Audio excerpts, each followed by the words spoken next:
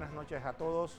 Hoy una semana más con el segmento político Tú Decides, un segmento especial para todos aquellos panameños que la inmensa mayoría que no son políticos, pero hay que hablarle de política para motivarlos y empoderarlos este 5 de mayo del 2024 para que ejerzan su derecho a voto.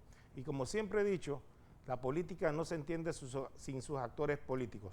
Hoy tenemos al doctor Osvaldo Jordán, él es politólogo, además es investigador del Centro Internacional de Estudios Políticos y Sociales de Panamá, que nos va a presentar en el Día de la Tierra toda una serie de situaciones, comentarios, políticas públicas que están pendientes de generar el necesario debate de los programas políticos para enfrentar una crisis ecológica sin entender la misma, la crisis social. En ese marco, nosotros vamos entonces a iniciar a preguntarle a Osvaldo, ¿Día de la Tierra o Día del Desastre? No diría desastre, pero definitivamente que estamos viviendo una crisis en Panamá y en el planeta entero, y es una crisis a la que hay que ponerle atención, o sea, no es ligero.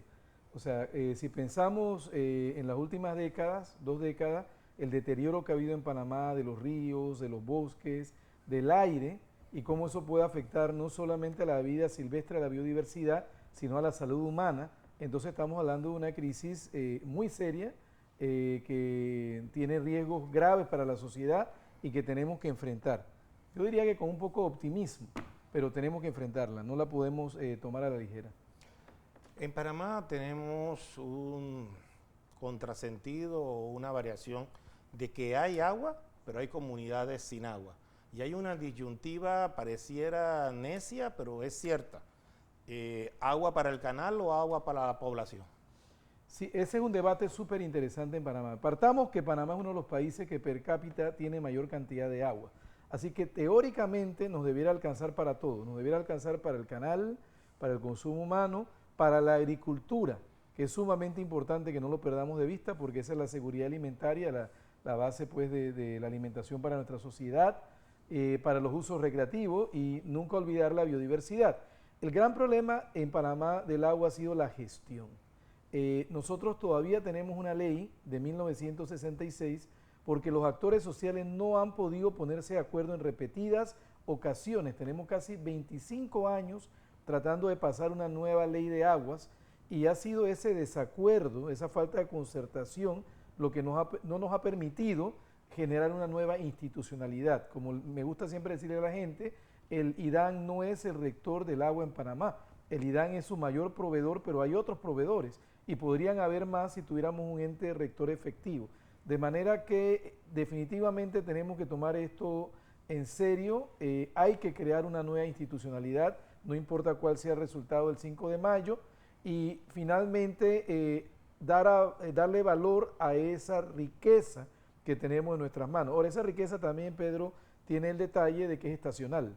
Entonces, digamos, si tú hablas de un mes de noviembre, un año de la niña, hay mucha agua. Hablas de un mes de febrero, un año del niño, entonces hay escasez. Entonces, ahí es donde viene la gestión, la capacidad que tiene la sociedad de administrar esa agua para satisfacer todas las necesidades sin que eso genere mayor trauma y conflicto, que es lo que ha estado ocurriendo últimamente. En tu visión sobre el objetivo del desarrollo sostenible de la Agenda 2030, ¿tendrá Panamá la capacidad de cumplir lo de agua limpia y saneamiento para el 2030 o es un imposible? Lamentablemente no para 2030 y es lamentable porque lo hubiéramos podido hacer. Pero como digo, no ha habido concertación entre actores. En 2018 estuvimos muy cerca de lograr una nueva ley de aguas para reemplazar la de 1966. Pero ese desacuerdo fue lo que dio al traste con esta iniciativa y hasta el día de hoy estamos literalmente empantanados. Entonces 2030 está a la vuelta de la esquina, son 6 años. Ni un supergobierno de otro planeta lo puede hacer, pero sí podemos por lo menos encaminarnos hacia resolver esta situación que no tenía por qué darse si hubiéramos tenido las decisiones sociales necesarias hace mucho tiempo. Quizás el Día de la Tierra tendríamos que hablar sobre los contaminantes de la propia actividad de que el hombre se beneficia. Uno de ellos es la minería. en octubre, noviembre del año pasado. Grandes grupos sociales panameños salieron a las calles, salieron sin banderías políticas a protestar pienso yo, por un contrato leonino, pero también por la misma actividad minera que era contaminante. En ese sentido, ¿tú crees que los candidatos que han prometido que la mina será cerrada cumplirán sus promesas de campaña o es una promesa de campaña solo hasta el 5 de mayo?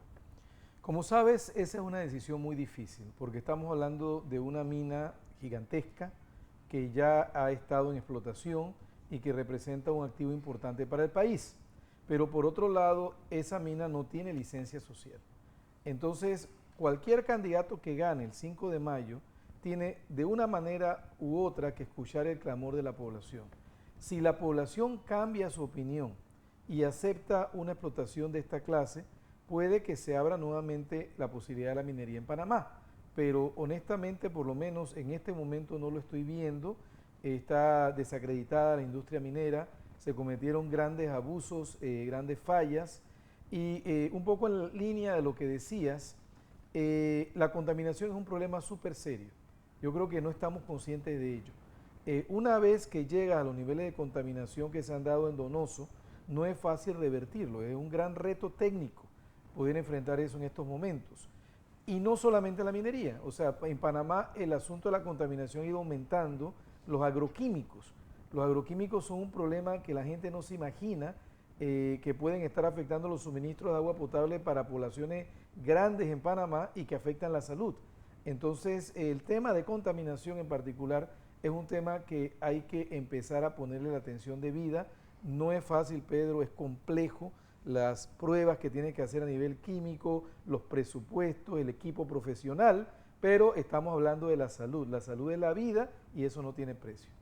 Entonces, si daríamos línea a tu argumento, podríamos concluir o ir en la dirección de que los pueblos indígenas son guardianes de la bionaturaleza, en el sentido de que ellos desde los años 60, por lo menos, han estado en contra de la explotación de Cerro Colorado, que es realmente el primer objetivo de los gobiernos liberales allá en los 60 y luego del gobierno de Torrijos en los 70. Visto lo visto, parecía entonces que tendríamos que hacer un alto y reflexionar quién es más civilizado, ¿no? Los grupos indígenas o ahora los jóvenes que han salido a protestar contra esta denominada explotación minera que afecta el agua, entre otras características, y el tema del corredor biológico que surja. O sea, es interesante entonces entender que los verdaderos guardianes de nuestra biosfera serían los indígenas. Sí, mira, es sumamente interesante porque nosotros venimos de un paradigma tecnocrático en el que el desarrollo era tener más en términos materiales y poder utilizar más los recursos naturales. Los pueblos indígenas han tenido otra cosmovisión, otra manera de verlo, y hoy día nuestra juventud también lo ve de manera diferente. El tema es que nuestra generación, de nosotros para arriba, todavía estamos pensando en tratar de hacer todo igual que antes. Y hoy día hay otra valoración, y esa valoración se da por lo que estamos hablando. Yo casualmente conversaba esta mañana, cuando se utilizaba el DDT para controlar los mosquitos, era porque se pensaba que el DDT era lo mejor para evitar, digamos, las enfermedades contagiosas. Pues resulta que producía cáncer y estábamos enfermando a la gente. Entonces, de la misma manera, hoy día muchas de las prácticas que nosotros consideramos positivas, resulta que nos están haciendo daño y llega el momento que tenemos que ser abiertos y tenemos que cambiar.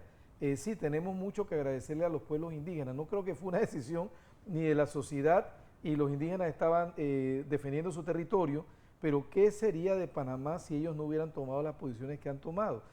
Como bien sabes, a nivel de áreas boscosas, las mayores coberturas boscosas, donde se mantiene la fauna propia del trópico húmedo, es en las áreas indígenas. Si nos hubiéramos ido con el modelo que se aplicó en Chiriquí, en provincias centrales, en el área donde pasó la carretera en Bayano, en Darién, pues hoy día no tendríamos tanto.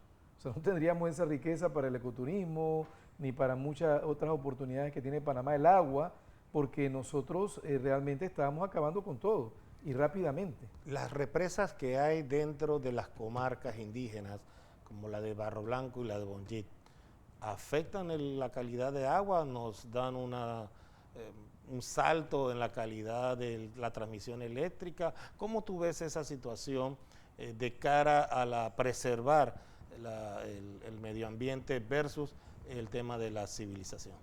Sí, exactamente. Las represas han tenido un gran impacto y ese fue otro de los temas en los que nos equivocamos como sociedad y mucha gente lo ha aceptado, porque la gente decía, no, solamente se acumula el agua. No, los ríos siempre es como el sistema sanguíneo, necesitan moverse.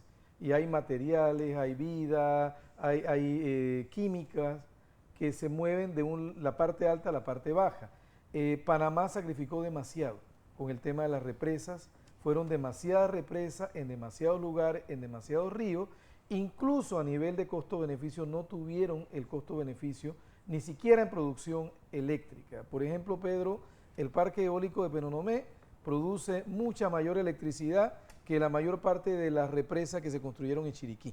La mayor parte, salvo algunas como Fortuna o algunas otras, no tenían realmente una gran producción de energía. Barro Blanco no tenía una producción de energía que valiera la pena todo el conflicto social y toda la herida que se causó contra la población del área. Entonces es, al igual que el DDT que mencioné, tecnología que tenemos que reexaminar. O sea, ser desarrollado no significa repetir los mismos errores una y otra vez. Las sociedades han ido aprendiendo y en Panamá hay muchas alternativas que tenemos como país para cerrarnos a tratar de hacer lo mismo que se hizo no hace 25, sino hace más de 50 años. O sea, nos estamos anclando en el pasado. Entonces, sí, pagamos un precio altísimo y hoy día pues tenemos que ver qué hacemos con eso. Incluso debemos pensar en algún momento en restauración de ríos, que es lo que ha ocurrido en Europa, en Estados Unidos, que dijeron, bueno, ya realmente esto no lo necesitamos, vamos a restaurar, aunque sea tramos, pero si un proyecto realmente no tiene costo-beneficio, pues no debe estar, simple y sencillamente, ¿no? Darién, y la migración en Darién, que tanto se ha dicho que ha afectado la biodiversidad de esa área. ¿Cómo y que los diferentes candidatos presidenciales han esbozado su programa de gobierno desde cerrar la frontera hasta abrirla? ¿Cómo tú ves que hay que gestionar esa migración de gente versus la devastación que se está llevando a cabo allí? Mira, ese es un gran reto.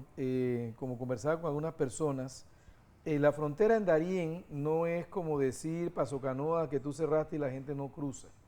Estamos hablando de una frontera extensa, inaccesible, en la que Panamá, que es el país receptor, tiene la mayor dificultad para controlarlo. Necesitamos cooperación internacional de los países de donde salen los migrantes. Necesitamos también que Colombia tenga un papel principal. Tiene que haber un diálogo constante con Colombia para resolverlo. Y luego, una vez las personas están en Panamá, el Estado ha hecho un gran esfuerzo, hay que reconocerlo, pero todavía tenemos que hacer mucho más. Pero no es un problema fácil. Yo creo que se está simplificando el asunto de la migración en el Darién y no es un problema que solamente compete a Panamá, sino a muchos otros países. Pero lo cierto es que no solo los migrantes han deforestado esa área o han contaminado esa área. Ya eso venía de años atrás con la agricultura, con la ganadería y otra serie de situaciones que había sido denunciado por grupos indígenas. Así o sea, es. ¿cuál es la diferencia de percepción que se tiene con uno y otro tema? Como O sabes, las quemas, por ejemplo, y disculpa, sí, las quemas que habían ahí. Como sabes, el tema de la comunicación es como lo enmarcas. Los migrantes no son el principal problema ambiental del Darién, ¿no? Empecemos por allí. El principal problema ambiental ha sido la deforestación, con la degradación, con las quemas, y eso está sucediendo desde hace mucho tiempo. Se estaba dejando que corriera, como bien lo has dicho, los indígenas pusieron un alto y evitó que se fuera tan rápido como iba hace unos 20 años, pero ciertamente Darién ya lo estamos perdiendo. Todavía no lo hemos perdido, pero tampoco podemos, o sea, una de las cuestiones que creo que tenemos que tener claro para el gobierno que asuma el próximo 1 de julio, el escenario de hacer todo como lo hacíamos antes no es el escenario de solución, solamente el escenario de agravar los problemas.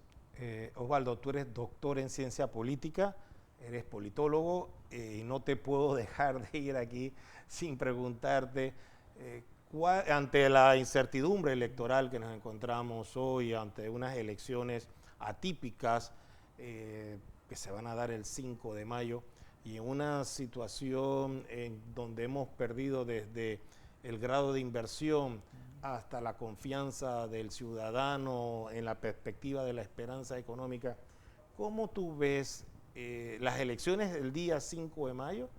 Y dame un panorama de lo que tú esperas que debe hacer el nuevo gobierno para lograr conseguir por lo menos levantar la economía, la institucionalidad democrática, y si dentro de ella incluye la constituyente, o es una constituyente o reactivación económica, o ambas pueden cohabitar dentro de nuestro sistema político en ese sentido. Vaya, voy a tratar de ir poco a poco porque son varias preguntas y preguntas trascendentales. En primer lugar, esta no es cualquier elección. En ciencias políticas a veces hablamos de elecciones determinantes y creo que estamos de acuerdo los que analizamos la política en Panamá desde una perspectiva académica que esta es una elección determinante. Por otro lado, lo que señalan datos como los del CIEPS, donde yo trabajo, es que el descrédito de las instituciones en Panamá ha avanzado muy rápidamente. No solo los partidos políticos, no solo la Asamblea Nacional. En general, la gente ve con mucha desconfianza los diferentes actores sociales. Los medios de comunicación y las iglesias son los que tienen la mayor credibilidad, pero incluso eso han sido perjudicados. Entonces, cuando una sociedad pierde la confianza en sus instituciones, nos movemos en aguas turbulentas y tenemos que tener mucho cuidado. Por tanto, esta elección es la que, digamos, permitiría recuperar un poco esa credibilidad, pero entonces, ¿qué ocurre? Que no tenemos pocos candidatos con opción, tenemos varios, y eso lo que conduce es que el voto se divida y quien sea que gane por el sistema que tenemos en Panamá, donde no hay segunda vuelta, puede tener hasta menos del 30% del apoyo. Eso significa, Pedro, que la persona que gane, por ejemplo, con el 26%, va a tener 74% de la población que no votó por esa persona y que está en oposición realmente al momento del 5 de mayo. Y ese es un reto gigantesco. O sea, realmente necesitamos estadistas, necesitamos diálogo, necesitamos concertación, porque estamos partiendo de un escenario contrario. Sí es posible, pero no es una elección así como, digamos, usual, como las que ha habido en otros momentos, sino una elección donde las expectativas y lo que está en juego es realmente crucial para el país. Entonces, definitivamente que hay que poner la atención. Entonces, un poco enlazando con lo otro que decías. Constituyente y reactivación económica. Exacto, la reactivación económica no es negociable. O sea, tiene que haber un mayor ordenamiento de las finanzas públicas y responder a los retos que se han generado. Eso no es negociable. Y yo creo que todas las campañas lo han dicho de una manera u otra, que están pensando que hay que reactivar la economía y que hay que ordenar las finanzas públicas. La constituyente es otro tema. Primero, ahí entra un tema realmente fascinante, hay diferentes formas de constituyente. O sea, algunos colegas politólogos dicen, bueno, la única verdadera constituyente es la originaria, ¿no? Y no lo dicen solamente los de izquierda, también lo dicen los de derecha. Algunos dirán, solamente la originaria constituye un nuevo ordenamiento del Estado. Hay una figura de constituyente paralela que existe en la actual Constitución y que es una alternativa menos traumática, pero que en un momento tampoco puede, digamos, hacer cambios tan grandes como una constituyente originaria, y claro está, siempre subsiste la alternativa de la reforma constitucional, que es lo que más se ha practicado en Panamá. Generalmente, cuando se entra a un proceso constituyente, no es porque queremos cambiar la ley como quien quiere cambiar el color de la casa, es porque la sociedad quiere lograr un cambio, cuando llega una crisis que básicamente es un momento de cambio, y por eso se crea una nueva constituyente. Por ejemplo, la constituyente 1991 en Colombia, cuando se estaba tratando de superar las guerras que se daban en el país, se entra a un proceso constituyente, o la del año 1998 en Venezuela. Entonces, la pregunta clave es si Panamá ha llegado al momento de crisis en el que se necesita un nuevo proceso constituyente. Más que pensar en la manera de hacerlo, es si hemos llegado a ese punto. Yo creo que ahí hay diferentes opiniones. Lo cierto es que si se entra a un proceso de reforma constitucional, de constituyente paralela o de constituyente originaria, no puede ser un proceso cosmético. Hay temas muy serios. Yo repensaba esta mañana, Pedro. Mira lo que ocurrió con la minería y cuánto tiempo demoró que la Corte pudiera tomar una decisión. Ahorita mismo tenemos decisiones sobre candidaturas que están también esperando que la Corte se manifieste. Y somos conscientes que este país no tiene una Corte constitucional. Y eso es una anomalía. O sea, eso lo vemos como de una manera muy casual, pero eso no es normal. Y eso es lo que, por ejemplo, lo que hemos trabajado derechos humanos, gente afectada por proyectos, tampoco permitía una respuesta rápida, porque había que esperar todo el proceso ordinario, que está bien para resolver problemas ordinarios. Pero cuando llegamos a procesos extraordinarios, donde están en juego las garantías individuales, los derechos humanos, la vida de la gente, realmente tienen que haber otros mecanismos. Y eso solamente se puede crear con la constituyente, pero más allá del mecanismo, es que hay que tomarla digamos, con la seriedad de vida para tratar de crear unas condiciones mejor para la sociedad. Si Osvaldo Ordán fuera presidente a partir del 1 de julio, o fuera un asesor principal del presidente electo, ¿qué le recomendaría para crear un diálogo social con todas las fuerzas políticas, o él podrá liderar el país de manera autoritaria, por decirte? ¿Cuál es el modelo que tú crees que se necesita para gestionar o gobernar este país en los próximos 5 años y los retos que se nos vienen? Mira, yo pienso que el autoritarismo no es una opción en Panamá. Nosotros hemos pasado por procesos autoritarios y terminamos en crisis mayores, que todavía nos preguntamos si la hemos superado. De manera que no debiéramos pensar en esa alternativa. Lo que, por ejemplo, en el CIEPS nosotros vemos mucho es la alternativa populista, que por ejemplo existe en varios países de la región, y la alternativa, digamos, de una democracia procedimental, que es la que ha privado en Panamá. Esas son las dos alternativas que yo creo que son más posibles en Panamá. El problema con la alternativa populista es que tienden a ignorar las instituciones. Y como hay presidentes súper populares en esta región, pero como me gusta siempre explicar a la gente, una vez uno viola una ley, puede violar las otras. Bukele y Milei pareciera estar en la escena política panameña, traído de los caballos de Lombana, por ejemplo, o del candidato Broce a alcalde. ¿Cómo tú tratas de entender ese fenómeno adicional a un fenómeno que se está dando cada día más fuerte entre los candidatos, no tanto a nivel presidencial, pero sí a nivel de diputados y de alcaldes, que es como una especie de evangelización de la política? Los evangélicos, utilizar la política para el evangelio o el evangelio para la política. Explícame ese mecanismo que se está dando, o lo estoy viendo yo en Panamá. Preocupante. Sí, en Panamá se ha levantado un moralismo que creo que no existía de esa manera antes, y el asunto es quién me da la investidura para decir que yo tengo la razón por encima de los demás.